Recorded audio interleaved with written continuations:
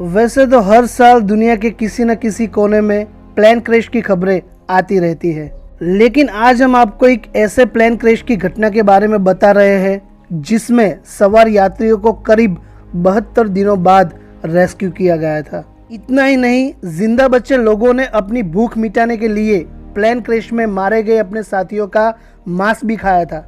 इतिहास में यह घटना एंडीज फ्लाइट डिजास्टर या मिरेकल ऑफ एंडीज के नाम से जानी जाती है। यह दुर्घटना उस फ्लाइट में सवार उरुग्वे के खिलाड़ियों के हौसले के लिए भी जानी जाती है, जिन्होंने अंत तक हार नहीं मानी और कई साथियों की जिंदगी बचा ली।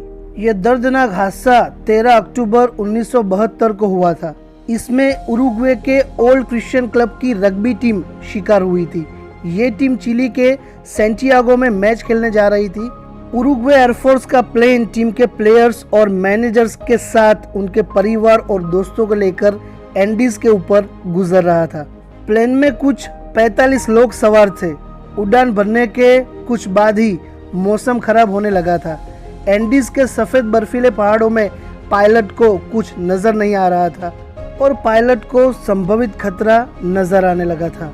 करीब 14,000 फीट की ऊंचाई पर न जाने क्या हुआ कि पायलट अपनी पोजीशन समझ नहीं पाया और एक झटके में प्लेन एंडीज पर्वत की एक चोटी से टकरा गया। तूफानी रफ्तार वाले प्लेन के एंडीज पर्वत से टकराते ही जोरदार धमाका हुआ और दूसरे पल में 2 हिस्सों में बिखरकर एंडीज पर्वत में घूम गया। इस भयानक हादसे में 18 लोगों की मौत हो गई, लेकिन एंडीज की हार्ट कंपा देने वाली बर्फ के बीच जिंदगी उनके लिए मौत से भी बदतर साबित हो रही थी। हादसे की जानकारी मिलते ही उरुग्वे की सरकार ने सक्रियता दिखाई और बचाव अभियान शुरू किया, लेकिन प्लेन का रंग सफेद होने के कारण बर्फ से ढके सफेद एंडीज पर उसे ढूंढना घास के ढेर में सुई ढूंढने के बराबर था। लगातार 10 दिनों तक असफलता हाथ लगने पर 11वें दिन बचाव अभियान बंद कर दिया गया। सबका मानना था कि एंडीज के इस मौसम में बिना खाना और पानी के किसी का भी इतने दिनों तक जिंदा रहना नामुमकिन है। उधर दूसरी तरफ बचे हुए 27 लोगों में से कुछ घायलों की जान चली गई।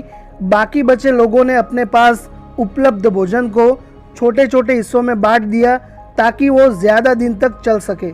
पानी की कमी को दूर करने के लिए उन्होंने प्लेन में से एक ऐसे मेटल के टुकड़े को निकाला जो धूप में बहुत जल्दी गर्म हो सके। फिर उस पर बर्फ रखकर उसे पिघलाकर पानी इकट्ठा करने लगे। इससे उनकी पानी की समस्या तो हल हो गई, पर कुछ ही दिनों में भोजन समाप्त हो गया। भोजन खत्म होने के बाद बचे हुए लोग भूख से इस कदर परेशान हो चुके थे कि उन्होंने अपने साथियों की लाश के टुकड़े करके खाना शुरू कर दिया। एक झटके में आई मौत से बचे ये लोग अब असहनीय अंत की ओर बढ़ रहे थे। अब केवल 16 लोग ही जिंदा बचे थे और हादसे को 60 दिन बीत चुके थे। मदद की कोई उम्मीद दिखाई नहीं दी तो 2 प्लेयर्स नैंडो पेरेडो और रॉबर्ट कैनेसा ने सोचा कि यहाँ पड़े पड़े मरने से अच्छा है कि मदद की तलाश में निकला जाए। 60 दिनों के अंदर दोनों का शरीर कमजोर हो चुका था। बर्फ पर ट्रैकिंग करने के लिए उनके पास पर्याप्त साधन नहीं थे, लेकिन दोनों खिलाड़ी थे और दोनों के अंदर अंत तक हार नहीं मानने का जज्बा भी था। दोनों जैसे तैसे चिली के आबादी वाले क्षेत्र तक पहुंच गए, जहां दोनों ने रेस्क्यू टीम को अपने साथियों की लोकेशन बताई। हादसे में 72 दिनों बाद 16 लोगों का बचना किसी चमत्कार से कम नहीं था। पारोडो ने इस पूरे हादसे और अपने संघर्ष को एक किताब में तब्दील किया। इस भयावह घटना पर पियर्स पॉल रीड ने 1974 में एक किताब अलाइव लिखी थी। इसी विषय पर 1993 में निर्देशक फ्रैंक मार्शल ने फिल्म बनाई थी, जिसका टाइटल भी अलाइव है। तो दोस्तों, ये थी एंडीज प्लेन क्रैश के बारे में कुछ हैरत अंगेज फैक्ट्स। वीडियो अच्छी लगी हो तो लाइक कीजिए, शेयर कीजिए और चैनल को भी सब्सक्राइब कीजिए।